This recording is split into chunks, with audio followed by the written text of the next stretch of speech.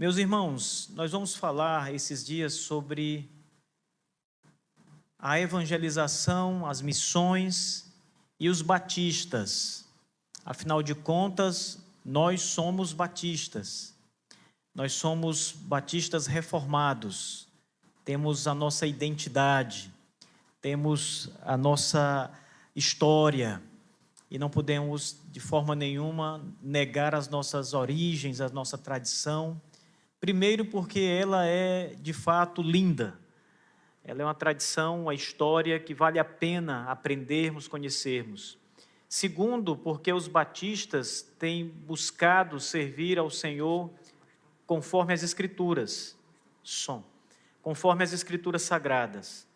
Então, nós temos muitas coisas para agarrarmos e termos alegria de dizer: somos batistas, somos cristãos em primeiro lugar, mas somos batistas, cristãos batistas.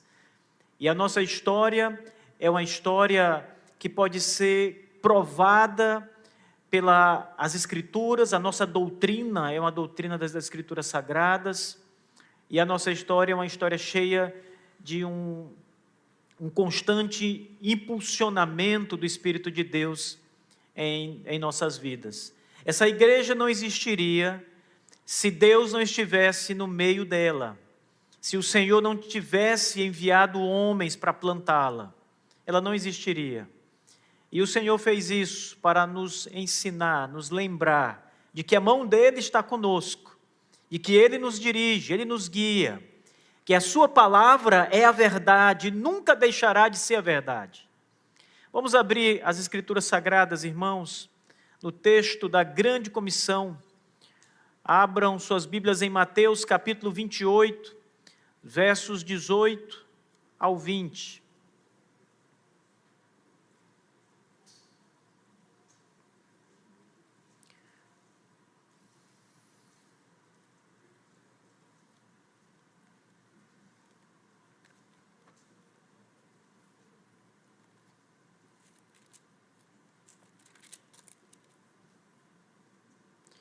Mateus capítulo 28, 18 ao 20, diz assim a Escritura. Ouçam com muita atenção, meus irmãos. Jesus, aproximando-se, falou-lhes dizendo: toda autoridade me foi dada no céu e na terra. Ide, portanto, fazei discípulos de todas as nações, batizando-os em nome do Pai, do Filho e do Espírito Santo, ensinando-os a guardar todas as coisas que vos tenho ordenado. E eis que estou convosco todos os dias, até a consumação do século. Vamos orar. Curve sua cabeça e vamos orar. Nosso Deus Todo-Poderoso e Pai, em nome de Jesus Cristo, teu Filho amado, nós te suplicamos que fale ao nosso coração, que o Espírito do Senhor esteja no meio de nós, nos ajudando a entender a tua palavra.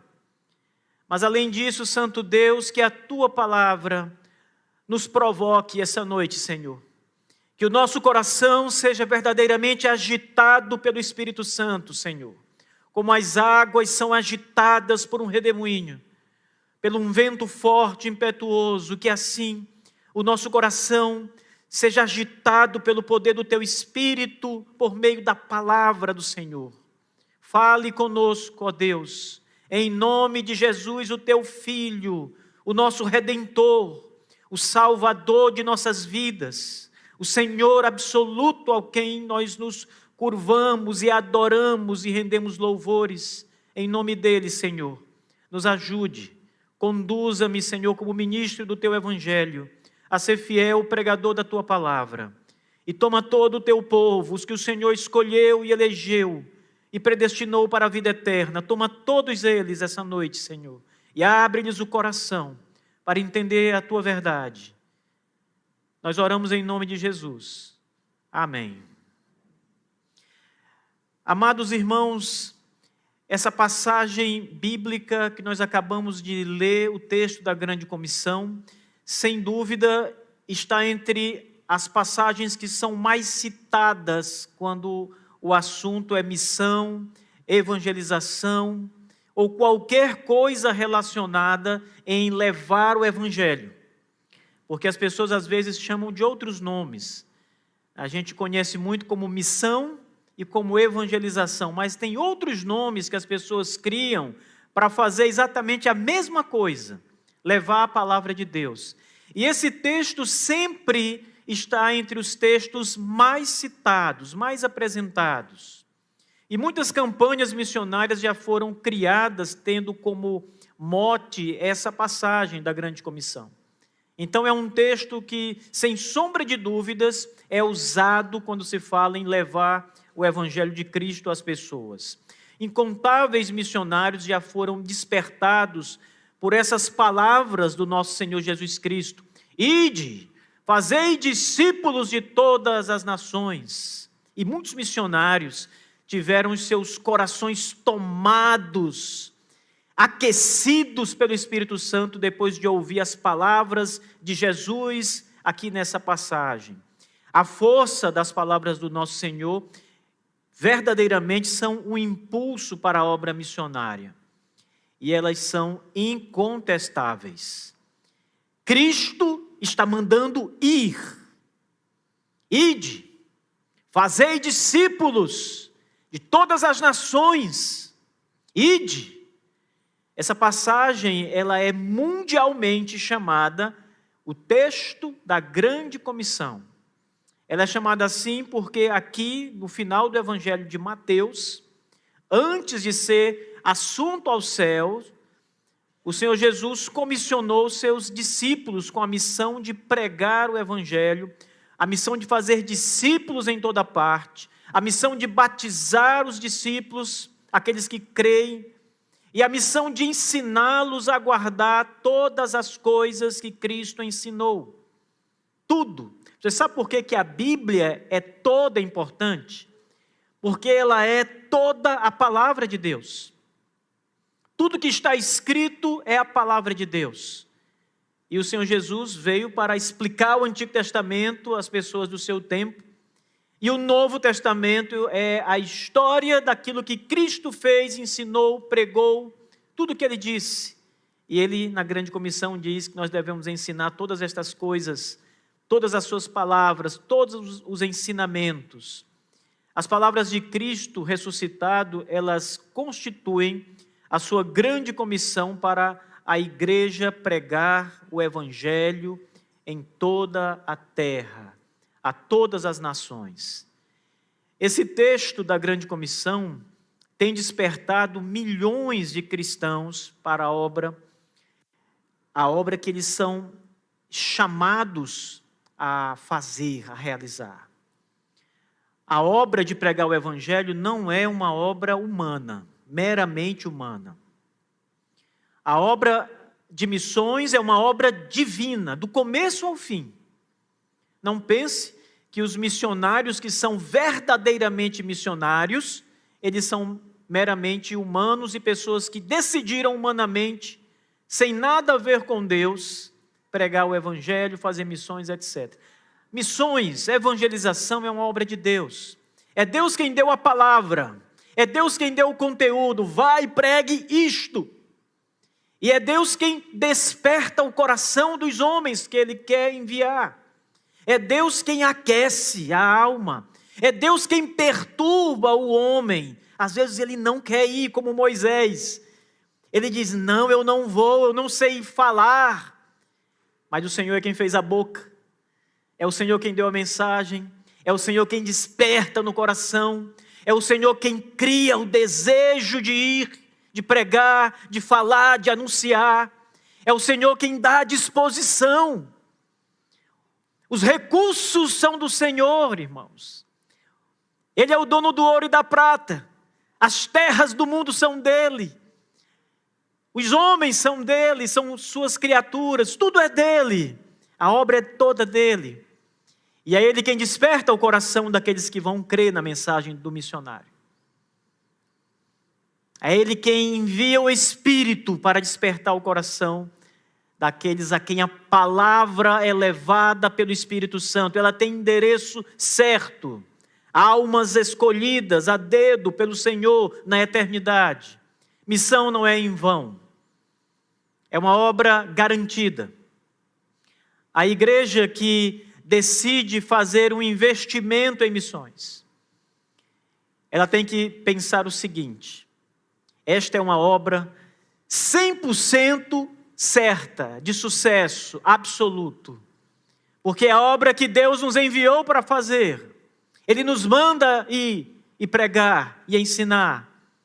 Se nós fizermos isso, o sucesso está garantido, porque o sucesso não é o número das conversões. O sucesso é a obediência, é irmos e pregarmos o Evangelho do Senhor Jesus. Então, irmãos, esse texto da grande comissão, ele desperta o coração das pessoas que são atentas à palavra, para fazerem a obra que Cristo mandou. E ao longo dos séculos, desde quando essas palavras foram pronunciadas pela primeira vez, depois que elas foram registradas aqui no Evangelho de Mateus e em outras passagens da Escritura, a igreja do nosso Senhor Jesus Cristo tem cumprido a sua vocação de evangelizar.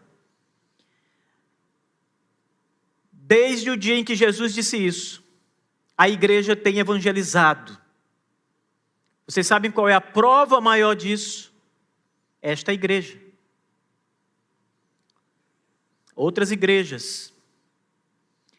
A palavra continua sendo pregada.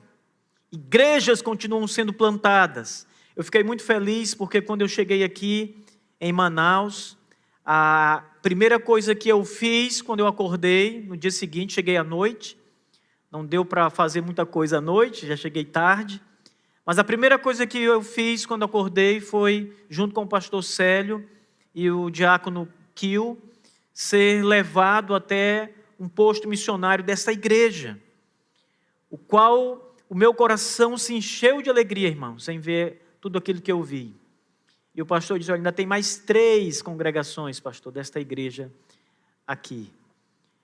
O que é isso, senão a grande comissão sendo colocada em prática por esta igreja? A igreja tem pregado o Evangelho. Talvez ela não tenha pregado como deveria pregar. Talvez ela não tenha usado todos os esforços que ela deveria usar, mas ela tem feito. De alguma forma, seja pequena como a semente de mostarda, mas ela tem levado o Evangelho. E o que importa nisso tudo é que, por muito ou por pouco, Deus usa o seu poder para salvar pessoas. Para trazer pessoas da miséria do pecado, da lama do pecado, porque o pecado é, nas Escrituras, comparado como um poço de lama com porcos. O inferno. E o Evangelho tem chegado ali pela pregação e as pessoas têm crido. Jesus tem operado poderosamente, salvando almas. Quantas vidas aqui, das que estão me ouvindo agora, não foram resgatadas de uma condição completamente vergonhosa, decadente?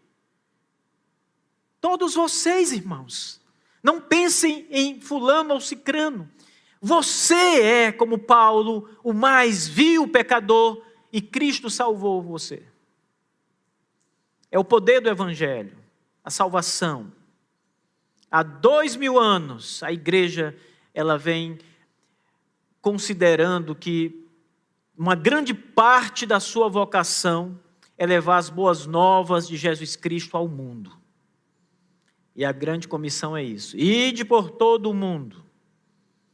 Ide por todo o mundo. Às vezes as pessoas olham para essa mensagem de Cristo e elas pensam apenas em missões estrangeiras, porque elas olham para a palavra mundo e só pensam no mundo como se o seu lugar não fosse parte do mundo. O mundo é a África, é o Japão, é a Europa, o mundo é qualquer outra parte, é a Oceania, a Ásia. Não, o mundo é aqui também. Atos diz, em Jerusalém, no restante da Judéia, pela Samaria e até os confins da terra. Começa em casa. Nossa casa é parte do mundo.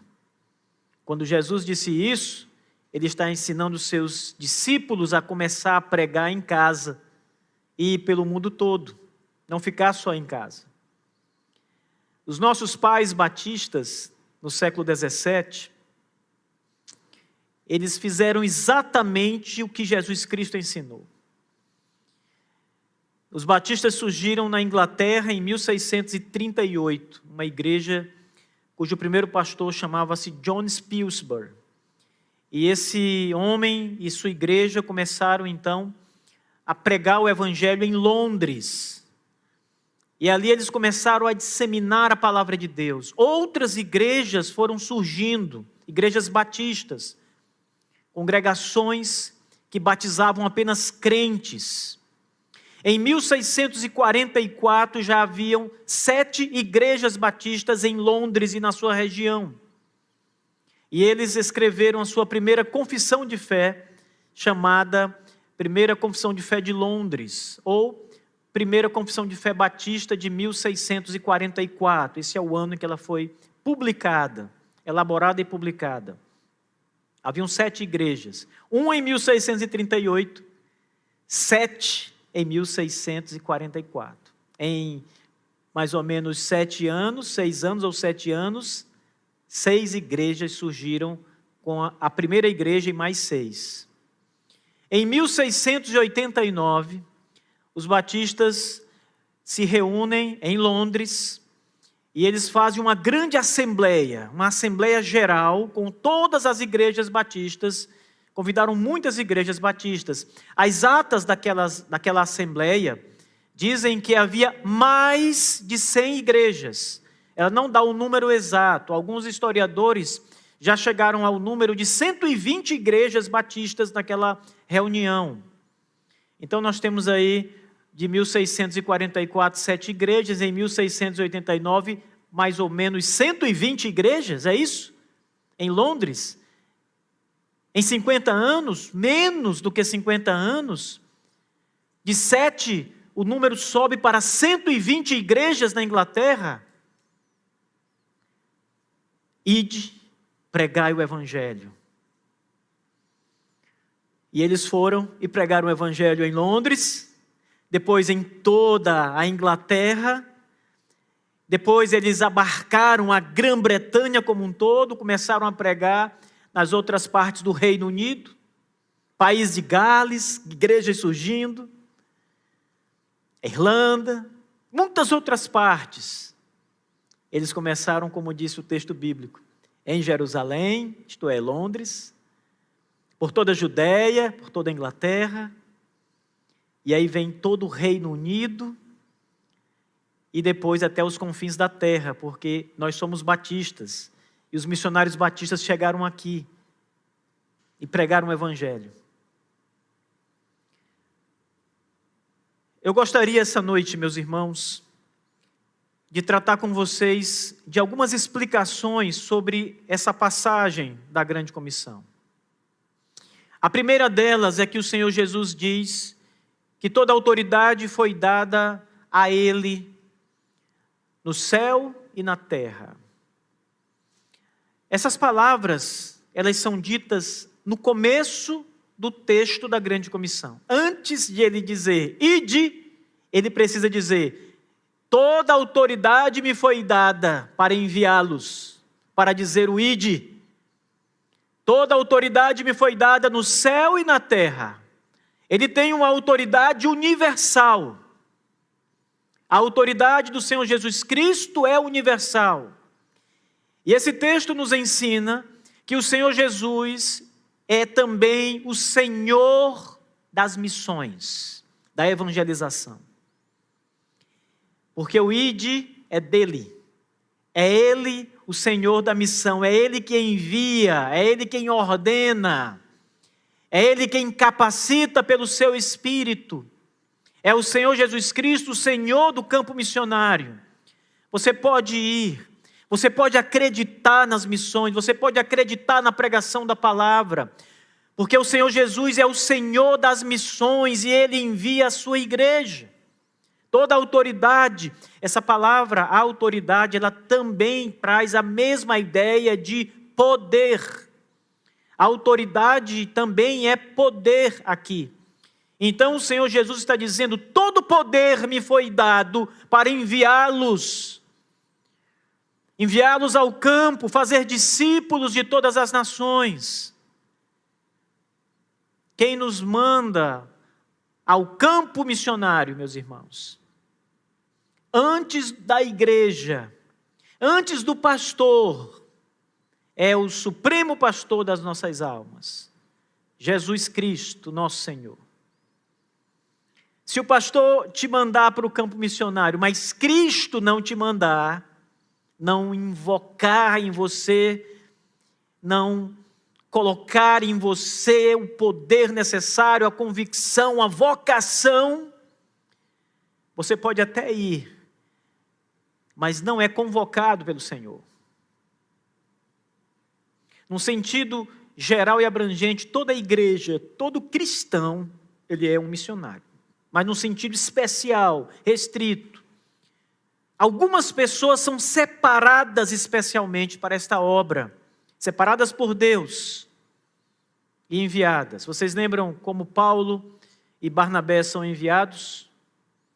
A Bíblia diz em Atos: separai-me, Paulo e Barnabé, para a obra que vos tenho chamado ou enviado. É Deus quem faz essa separação. Os pastores ou a igreja apenas vão reconhecer. No concílio de hoje, dos meninos que serão ordenados ao ministério, nós falamos sobre o cânon.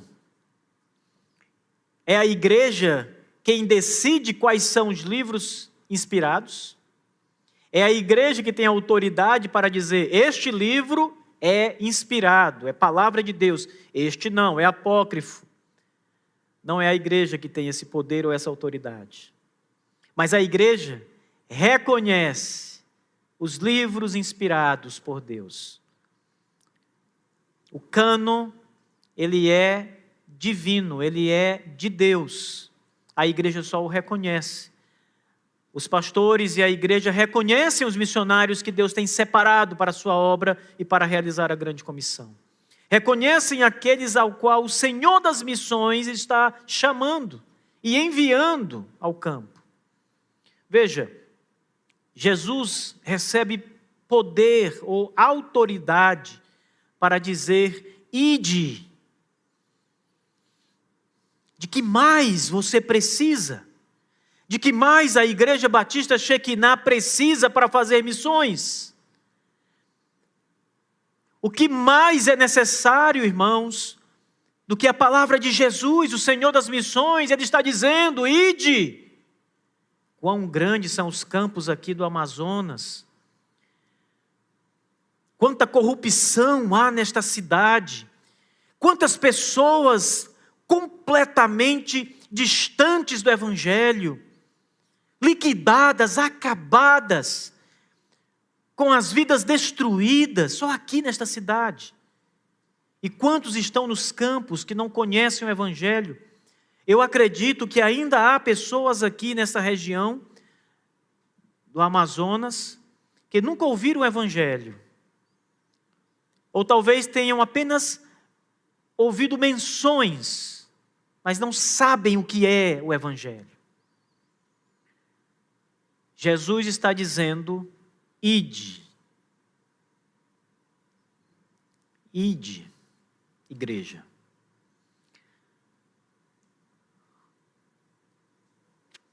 Quando os batistas enviaram o primeiro missionário, William Carey, amanhã eu vou falar muito dele.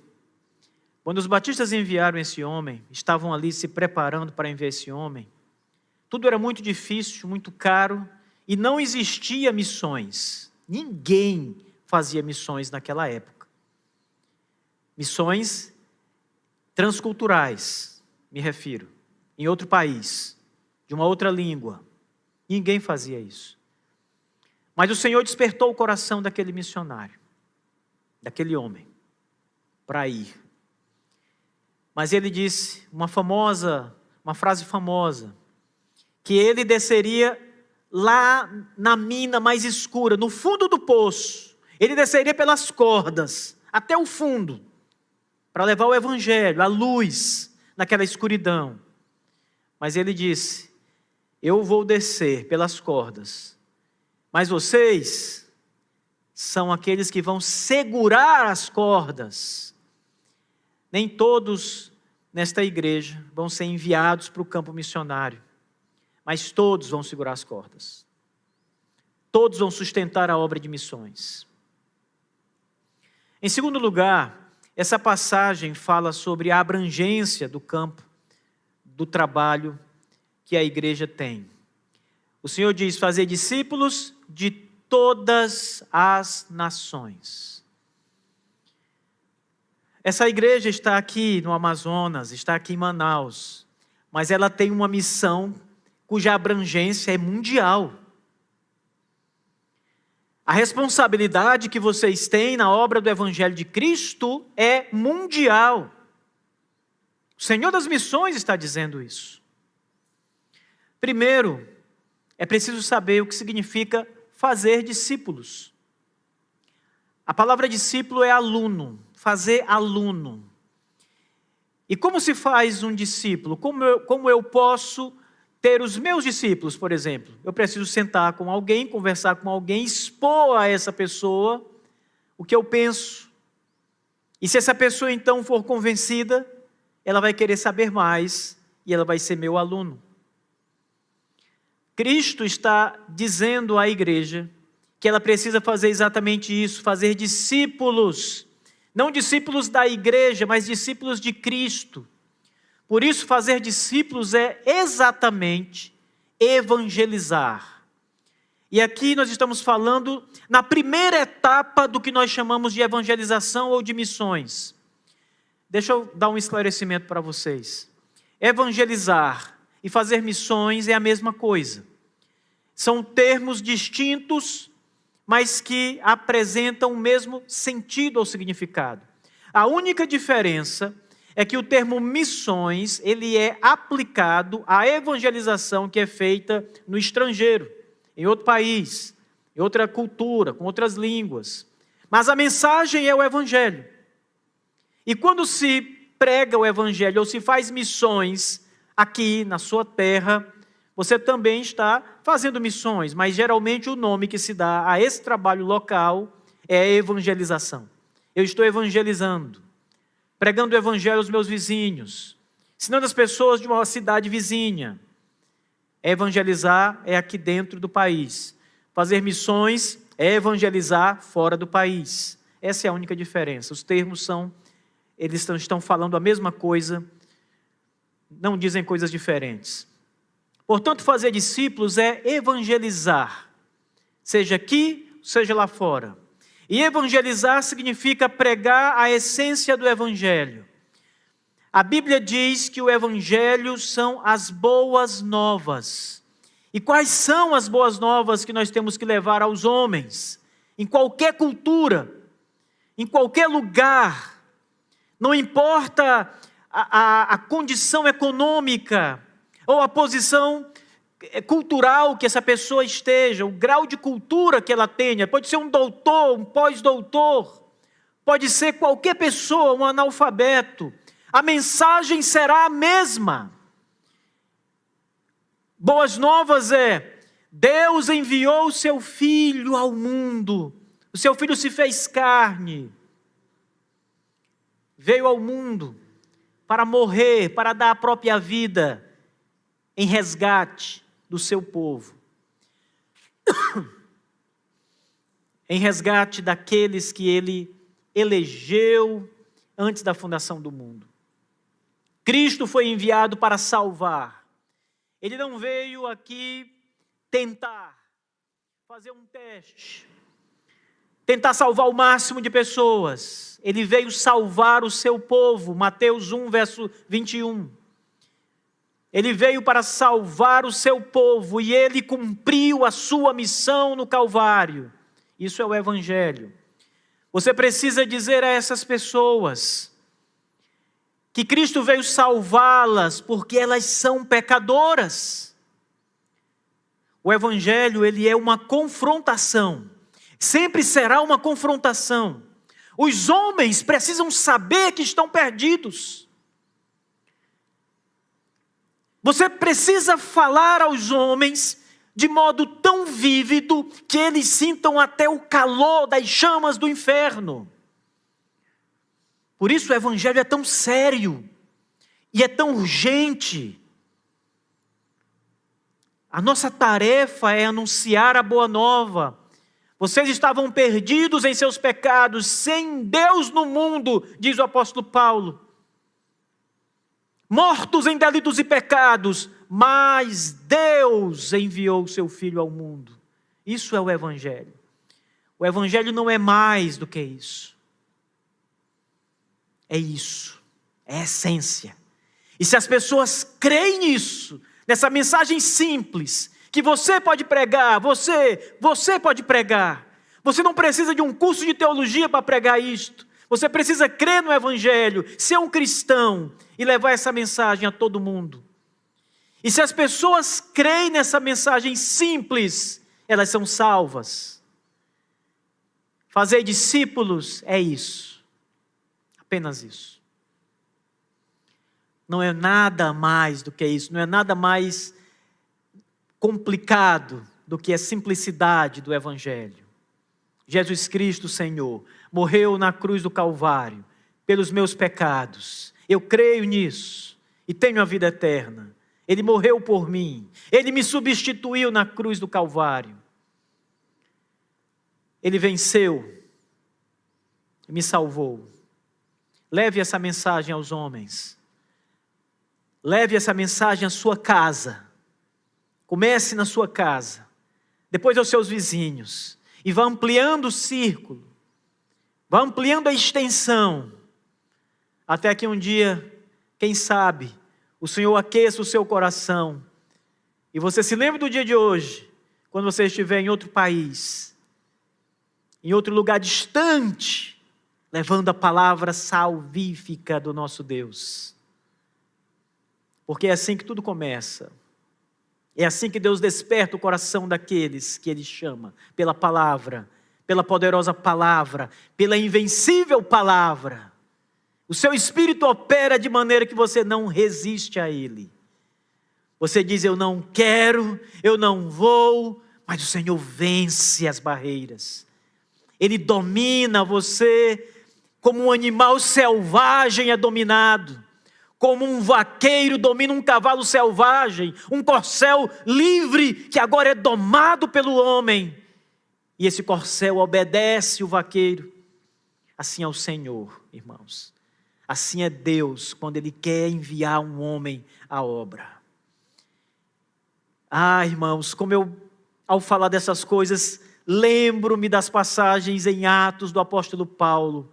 Aquele homem vil, terrível perseguidor da igreja de Cristo, que matava o povo de Deus, os aprisionava, e o Senhor o doma. Aquela passagem de Atos, o Senhor diz, Paulo, difícil é recalcitar contra os grilhões. E aquela passagem é exatamente uma ilustração de um animal que está preso, e os seus testículos estão presos por um tipo de argola que tem pontas internas. E se ele começar a se mexer, ele vai ser ferido. Então é melhor ele ficar quietinho. Bem quietinho. E é o que Deus está dizendo a Paulo. Não resista, fique quieto e obedeça. E Paulo foi para o mundo pregar o Evangelho. Isso é evangelizar. Pregar a simplicidade de Jesus Cristo, o seu amor e a salvação. Mas também esse texto nos ensina que aqueles que são discípulos ou que creem no Evangelho precisam ser batizados. O Senhor diz, batizando-os eles precisam ser batizados. Não existe igreja sem batismo, irmãos.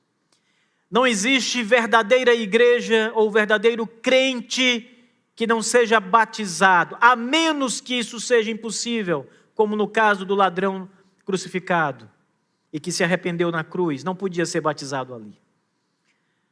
Mas, ordinariamente, a ordem do nosso Salvador é batizar todo que crê. Todo que crê. Então, uma das partes do ensino da igreja, do ensino missionário, é o batismo.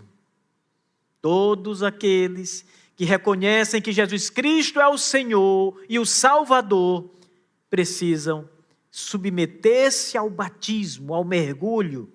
A palavra batismo, literalmente, é mergulho.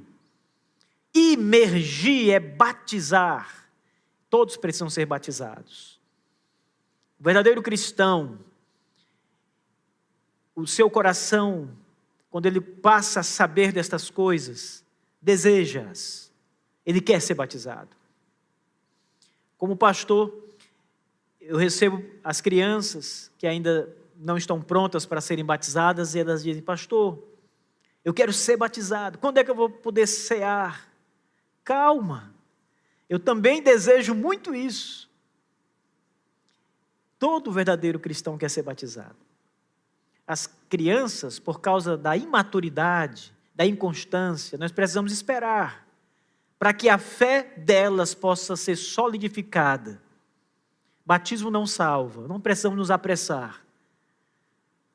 Mas um adulto, quando crê no Senhor Jesus Cristo, ele também quer ser batizado. Se ele é um daqueles cristãos que diz que crê em Jesus, mas não quer ser batizado, não chegou a hora, pastor. Mas irmão, você está com 5 anos na igreja? Não, pastor, mas não é o momento. Ainda não me sinto preparado. Então, todas estas conversas são de pessoas que certamente não são convertidas ainda. Não nasceram de novo, não têm convicção, não sabem se é verdade. Jesus diz: batizando-os, é preciso batizar os que creem. E aqui ele traz também a fórmula da ortodoxia, em nome do Pai, do Filho e do Espírito Santo. O batismo da igreja de Jesus é o batismo trinitário. E isso mostra a nossa história evangélica desde o começo. A história da igreja. A igreja de Jesus, desde esse dia em que ele diz: batizando-os em nome do Pai, do Filho e do Espírito Santo. Desde esse dia, ao longo dos 2000 anos, de todos os séculos, a igreja vem fazendo isso. A igreja do Senhor vem batizando em nome do Pai, do Filho e do Espírito Santo. Porque nós reconhecemos que Deus, o único Deus, ele subsiste como Pai, Filho e Espírito Santo. A Trindade. O Pai é Deus, o Filho é Deus e o Espírito Santo é Deus. E não há 3 deuses, isso é antibíblico, há um Deus somente. Ouve, ó Israel, o Senhor nosso Deus é um. Não há 2 ou 3 deuses e nem deuses menores. Há um Deus que subsiste como Pai, Filho e o Espírito Santo.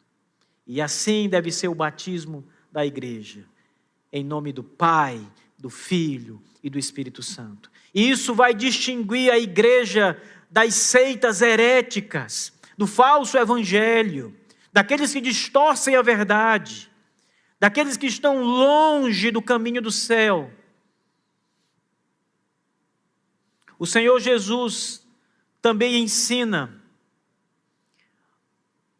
que as missões não acabam com a conversão. Talvez essa tenha sido o maior erro da igreja. Achar que depois de discipular ou evangelizar, melhor, de pregar o evangelho, como eu falei agora há pouco, fazer discípulos, sua missão está concluída e ela pode mudar de endereço e pregar em outro lugar. Não. Não é assim que Jesus ensina. Jesus ensina a fazer discípulos, batizá-los e ensiná-los. E aqui, irmãos, é preciso tempo. A igreja missionária é uma igreja que tem disposição para plantar raízes, para criar raízes, porque vai precisar de tempo. Uma pessoa pode crer no Senhor Jesus Cristo e ser verdadeiramente salva, mas não saber quase nada das Escrituras Sagradas. Ela não vai saber nada sobre o fim dos tempos, sobre a criação, ela não vai saber nada sobre a lei, não vai conhecer sequer a história de Jesus nos evangelhos, não vai saber nada sobre a igreja, a eclesiologia, ela só vai saber que Jesus Cristo é o Senhor. Isso é suficiente para a salvação, mas não é suficiente para a obra missionária. Porque se fosse, Jesus teria parado aqui em batizá-los. Mas ele diz, e ensine-os. Ensine-os.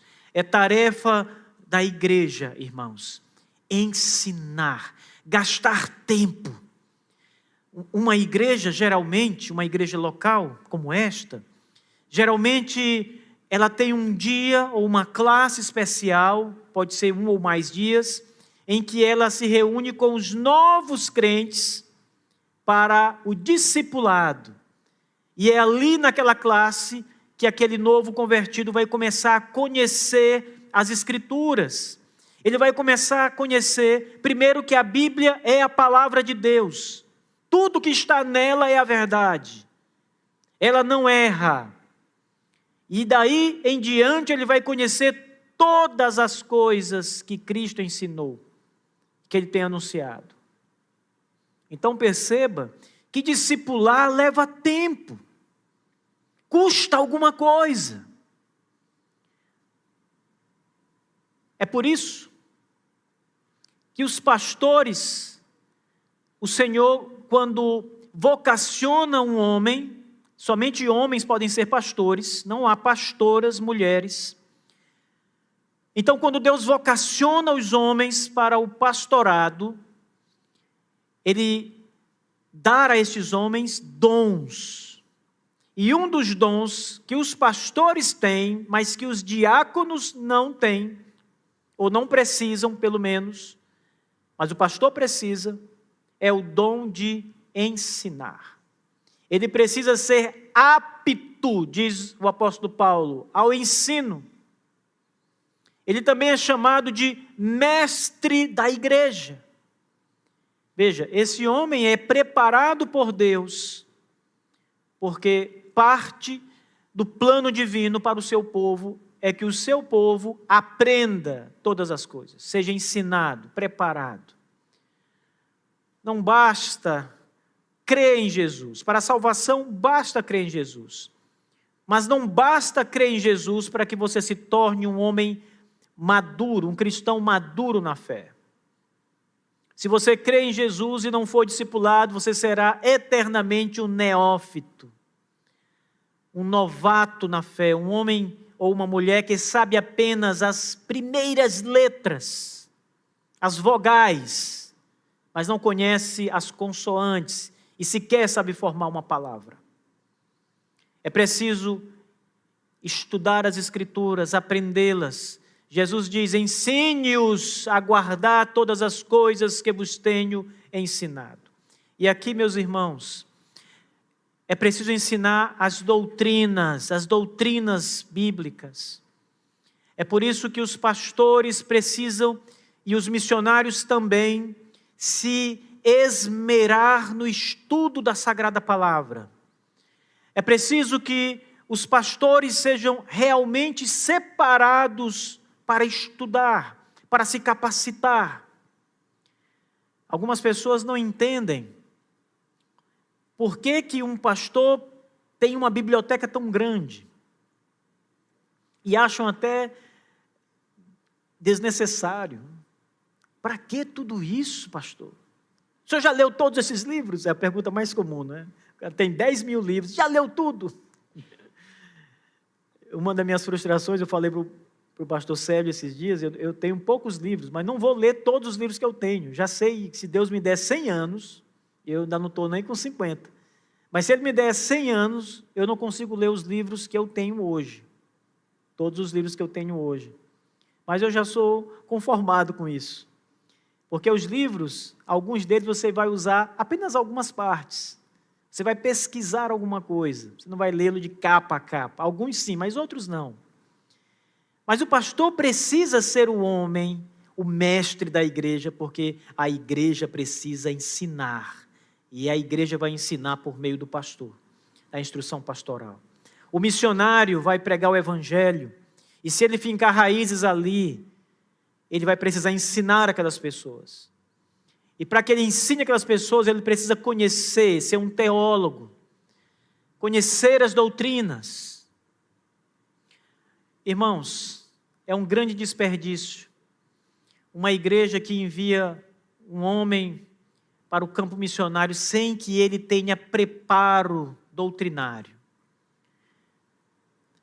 Alguém que vai pregar o evangelho não deve ser apenas alguém medianamente conhecedor, ele tem que ser muito conhecedor da palavra. Ora, os missionários, os primeiros missionários, eram os apóstolos de Cristo. Eles escreveram as cartas do Novo Testamento, conheciam muito bem a doutrina. Os missionários precisam estudar com afinco as doutrinas. Note aqui, meus irmãos, que essa capacitação, ela é quase que uma exigência explícita no texto da Grande Comissão. Ninguém pode ensinar se não souber. Ninguém pode ensinar todas as coisas que Cristo ensinou se não souber todas as coisas que Ele ensinou. Então perceba que é necessário a capacitação, o estudo, o empenho para que esse homem vá e leve as doutrinas santas, a sagrada palavra de Deus. E há uma promessa de Cristo aqui no final desse texto, irmãos. E a promessa do nosso Senhor é: eu estou convosco. A vocês que eu digo, ide, façam discípulos, batizem, ensinem todas as coisas. Eu estou com vocês. Nós não estamos sós no campo missionário. Esta igreja não está sozinha. Vocês não estão aqui fazendo missões solitariamente. Cristo está com vocês. Ele está nos projetos. Ele está com os pastores nas congregações. Ele está no meio do seu povo. E o que isso significa? O sucesso da obra, mais uma vez. E o sucesso da obra, irmãos, não consiste no número de pessoas salvas. Tenham isso em mente. O sucesso da obra consiste em fazer o que Jesus mandou fazer. Ele é quem vai salvar aqueles que Ele quer salvar no lugar em que Ele enviou você aí. Há um missionário que veio ao Brasil, o primeiro missionário batista, o primeiro batista a vir ao Brasil fazer missões. Ele se chamava Thomas Jefferson Bowen, T.J. Bowen. Você vai encontrar mais ou menos assim nos livros, T.J. Bowen. E esse homem veio da África, ele era americano, estava numa missão na África, e depois vem à América e é enviado pela Convenção Batista do Sul para o Brasil, para fazer missões. Ele vem com sua esposa, e ele havia estado na África durante muito tempo, e ali ele contraiu malária mais de 40 vezes. Por causa disso, ele teve sérios problemas neurológicos. Então, ele foi, na época, não se sabia que a malária provocava danos assim, e ele foi dado como louco. Mas aquele homem, quando esteve no Brasil, ele passou menos de 1 ano aqui no Brasil. Quando ele esteve no Brasil, ele enviou cartas para os Estados Unidos, para a Junta de Missões, relatando o trabalho. Irmãos, as cartas daquele homem são um consolo para a alma. A fé que ele tinha de que Deus ia salvar pessoas no Brasil, e que estava chegando o dia em que o sol raiaria, o sol da justiça raiaria no Brasil, e muitas almas seriam salvas. Ele começou pregando para escravos africanos no Brasil, o qual ele sabia a língua, Ioruba, uma tribo de negros chamada Ioruba, e ele pregou para eles na África, aprendeu a língua, e só pôde pregar para eles no Brasil. E vocês sabem que esse homem passou 8 meses no país, e se desgastou no Brasil, sofreu, passou necessidades humilhantes no nosso país, mas ele pregava com tanto afinco, ele se desgastou tanto pregando o evangelho a esses homens, mas no final a sua esposa escreve para a junta e diz: olha, nós estamos indo embora, o Thomas não está mais podendo ficar no Brasil, sua saúde está muito debilitada, nós temos que voltar. E eles voltam. Quantos convertidos no ministério desse missionário? 0. A não ser que algum dos negros africanos tenha crido em Jesus, que ninguém sabe até hoje se isso aconteceu. 0 convertidos. E muitos historiadores escreveram sobre esse episódio da história batista, falando do fracasso de Bowen, o missionário. Eu me entristeço com isso, irmãos, porque aquele homem foi um fiel ministro de Cristo. Ele pregou o evangelho de Jesus aqui no Brasil.